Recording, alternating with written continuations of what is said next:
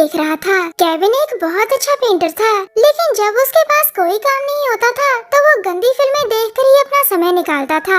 Film देखते देखते Kevin को एक गाड़ी रुकने की आवाज सुनाई देती है, जिसके बाद जब वो खिड़की से बाहर देखता है तो उसे गाड़ी से एक लड़की निकलती दिखाई देती है। इस लड़की का नाम रीमा था और वो अपना जिस्म बेचकर पैसे कमाती थी। केविन को रीमा बहुत अच्छी लगती थी, या कह लीजिए कि वो मन ही मन उसे चाहता था। केविन के पड़ोस में वॉल्टर नाम का एक आदमी रहता था और वो हर हफ्ते रीमा को अपने घर बुलाता था। केविन को रीमा की पूरी सच्चाई पता थी, लेकिन वो चाहकर भी कुछ नहीं कर सकता था। अब कहानी को शहर के एक मोटल में लेकर चलते हैं। आज मोटल में डेव नाम का एक आदमी किसी का इंतजार कर रहा था। जल्द ही उसका इंतजार खत्म होता है और उसके पास एक लड़की आती है जो आज की रात उसी के साथ बिताने वाली थी। डेव उसके सारे कपड़े उतार कर उसकी पीठ देखता है। वो उसकी पीठ पर कोई निशान ढूंढ रहा था, लेकिन जब वो उसे नहीं मिलता तो वो अपने आदमियों को कमरे में बुलाता है। डेव के पास दो नकाबपोश दरिंदे थे जो उसका इशारा समझकर लड़की को बेरहमी से मार देते हैं। डेव के पास एक काली किताब थी और वो उसे टेबल पर रखकर अपने आदमियों से कहता है, चलो बिमल लेने चले।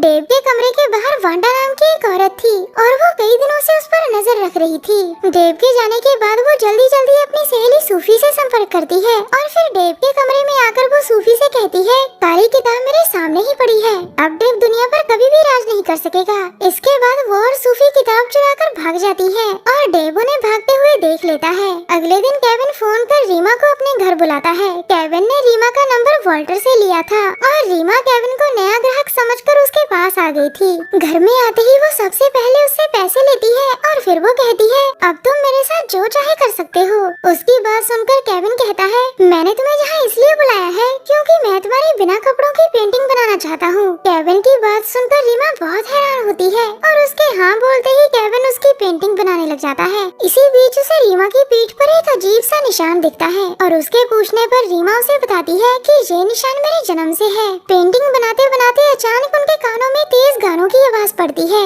जिसे सुनकर केविन रीमा से कहता है, ये आवाज मेरे पड़ोस से आ रही है। रीमा को गानों की आवाज अच्छी नहीं लगती, जिसके बाद केविन अपने पड़ोस के घर में आता है। केविन के पड़ोस में एक तरफ वॉल्टर रहता था और दूसरी तरफ एरिका नाम की लड़की रहती थी। केविन उसके पास आकर उससे कहता है कि मैं पेंटिंग बना रहा हूँ और तुम्हारे कारण मेरी मॉडल परेशान हो रही है। केविन की बात मानकर एरिका गाने बंद कर देती है और फिर वो रीमा से भी आकर मिलती है। एरिका केविन को अच्छा लड़का समझती थी और वो उसे कभी भी परेशान नहीं करती थी। थोड़ी देर बाद केविन की पेंटिंग पूरी हो गई थी, जिस कारण रीमा भी उसके घर से चली गई थी। अब केविन अपनी पेंटिंग में रंग ठीक कर रहा था और इसी बीच उसे एक फोन आता है। ये फोन वांडा का था और वो उससे कहती है, मैंने तुम्हारा नंबर एक शॉप से लिया है, क्या तुम मेरे लिए पेंटिंग्स बना सकते हो? केविन के हाँ बोलते ही वांडा उसे क्लब का पता बताकर फोन काट देती है। कुछ देर बाद केविन एक क्लब में आकर वांडा से मिलता है। वांडा के साथ उसकी सहेली सूफी भी थी।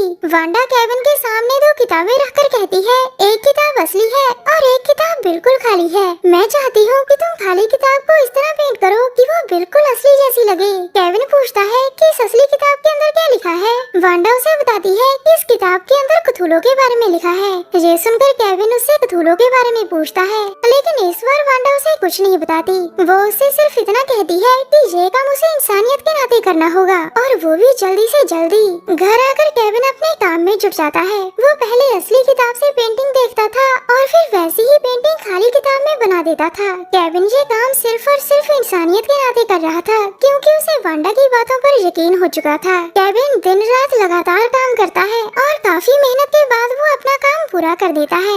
इसके बाद वो अपनी थकावट उतारने के लिए गंदी फिल्में देखने लग जाता है। आज पता नहीं केविन को क्या हो गया था कि उसे गंदी फिल्में ही डरावनी लगने लगी थी।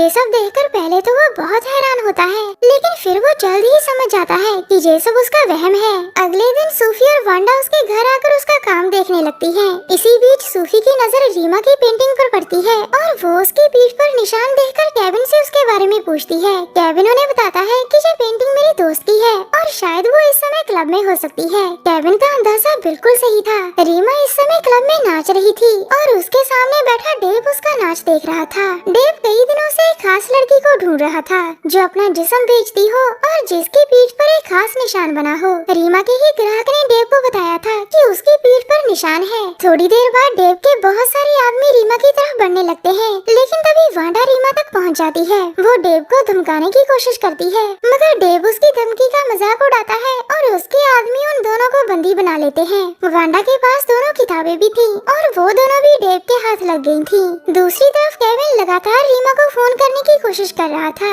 लेकिन रीमा का फोन काफी समय से बंद आ रहा था। उधर डेव वांडा से पूछताछ कर रहा था कि कौन सी किताब असली है, मगर वांडा उसे कुछ नहीं बताती।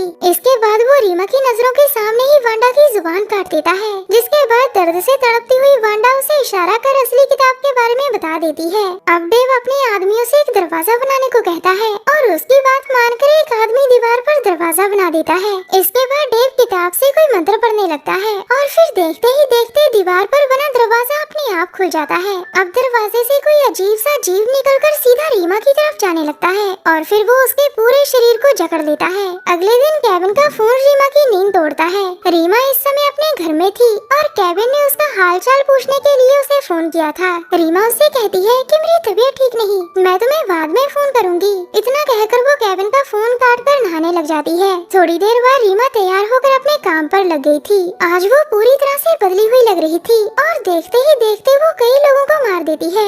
दूसरी तरफ केविन अपना काम कर रहा था, मगर आज भी एरिका के तेज गानों के कारण उसे काम करने में परेशानी हो रही थी। वो एरिका के पास जाकर उसे आवाज धीमी करने को कहता है। केविन को उदास देखकर एरिका उससे उदासी का कारण पूछती है, जिसके बाद केविन उसे बताता है कि मैं रीमा से प्यार करता हूँ, लेकिन वो मेरी तरफ जरा सा भी ध्यान नहीं देती। उधर वांडा का इंतजार करते करते सूफी समझ गई थी कि उसकी जान खतरे में है, जबकि दूसरी तरफ डेव रीमा के सामने खड़ा था। रीमा की हालत लगातार बिगड़ रही थी और वो डेव से सब कुछ जानना चाहती थी। अब डेव उसे सब बताता है, जो कुछ इस तरह से है। क्थूलो दूसरी दुनिया का शैतानी जीव था और उसे धरती पर लाने का तरीका काली किताब में लिखा हुआ था। क्थूलो सिर्फ उसी लड़की के शरीर पर काबू पा सकता था जो लड़की अपना शरीर बेचती हो और जिसकी पीठ पर खास निशान बना हो। क्थूलो पहले धीरे धीरे लड़की को पूरा बदल देता था और फिर वही लड़की उसके बच्चे को जन्म देती थी, ताकि क्थूलो जैसे जीवों की संख्या ज्यादा से ज्यादा हो सके। डेव क्थूलो को मानता था और वो चाहता था कि पूरी दुनिया पर क्थूलो का राज हो।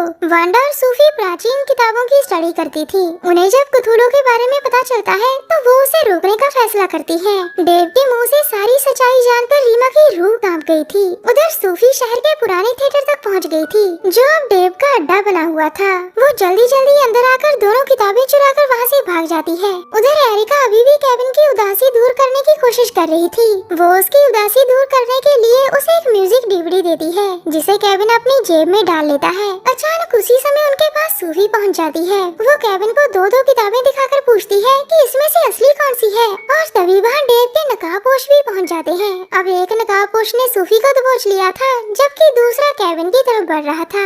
इसी दौरान डेव भी वहाँ आ जाता है, जबकि नकाबपोशों से बचता बचता केविन गलती से म्यूजिक सिस्टम ऑन कर देता है। अब पूरे घर में गाने बज रहे थे, जिन्हें सुनकर नकाबपोशों को कुछ होने लगता है। उनकी बिगड़ती हालत देखकर केविन आवाज और तेज कर देता है, जिसके बाद नकाबपोशों की हालत और भी बिगड़ जाती है। दरअसल डेव के नकाबपोश दूसरी दुनिया के जीव थे, जिन्होंने इंसानी शरीरों पर काबू पा रखा था। इनकी कमजोरी तेज आवाज थी और उसी के कारण उन दोनों के सिर फट जाते हैं। उनकी मौत के बाद डेव दोनों किताबें और एरिका को उठाकर वहाँ से भाग जाता है। थोड़ी देर बाद एरिका को बचाने के लिए सूफी और केविन पुराने थिएटर तक पहुँच गए थे। थिएटर के अंदर रीमा का पूरा शरीर शैतानी जीव में बदल चुका था और डेव नए बच्चे के जन्म का इंतजार कर रहा था। थिएटर में आकर सूफी और केविन ने एरिका को बचा लिया था और सूफी उन्हें बता दी है कि रीमा पूरी तरह से बदल गई है और अब वो शैतानी बच्चे को जन्म देगी। उसकी बात सुनकर केविन हैरान होता है और फिर वो उन्हें डीवीडी दिखाकर अपनी योजना बताता है। उधर रीमा ने बच्चे को जन्म दे दिया था, जिसके बाद डेव और उसके साथी जश्न मनाने लग गए थे। केविन जल्दी जल्दी ऑडियो रूम में पहुंचकर अपना काम शुरू कर देता है, जबकि सूफी डेव को मारने की कोशिश करती है, मगर वो सफल नहीं हो पाती, जिसके बाद वो डेव के हाथों मारी जाती है। एरिका को डेव के आदमी घेर लेते हैं, मगर वो पूरी हिम्मत से उनका मुकाबला करती है। रीमा को और ताकतवर बनाने के लिए डेव उसे अपना शरीर भी सौंप देता है। डेव के आदमियों से लड़ती लड़ती एरिका भी रीमा तक पहुंच गई थी और उसी पर केविन थिएटर में गाने चला देता है। एरिका भी मौका देखकर शैतानी बच्चे को मार देती है, क्योंकि सभी का ध्यान गानों की तरफ हो गया था। गानों की आवाज के कारण वो सभी शैतानी जीव मारे जाते हैं, जिन्होंने इंसानी शरीरों पर काबू पा रखा था। अब केविन भी रीमा तक पहुंच गया था। उसे यकीन था कि वो उसकी मदद कर सकता है, लेकिन रीमा उसे पकड़कर मारने की कोशिश करती है। केविन को बचाने के लिए एरिका रीमा पर बहुत वार करती है। तेज आवाज और एरिका के वारों से डरकर रीमा वहाँ से भाग जाती है, जिसके बाद एरिका और केविन राहत की सांस लेते हैं। दोनों को लग रहा था कि अब सब कुछ ठीक हो गया, लेकिन रीमा वापिस आकर एरिका को मार देती है। जख्मी रीमा वापिस तो आ गई थी, लेकिन इस बार वो गानों की आवाज बर्दाश्त नहीं कर पाती और उसका सिर फट जाता है। कहानी के आखिर में सिर्फ केविन ही जिंदा बचा था, लेकिन एरिका और रीमा की मौतें देखकर वो सदमे में चला गया था। वांडा दुनिया को बचाना चाहती थी, लेकिन जीभ काटने का दर्द वो बर्दाश्त नहीं कर पाई और उसकी मौत हो गई थी। हमारी वीडियो देखने के लिए धन्यवाद।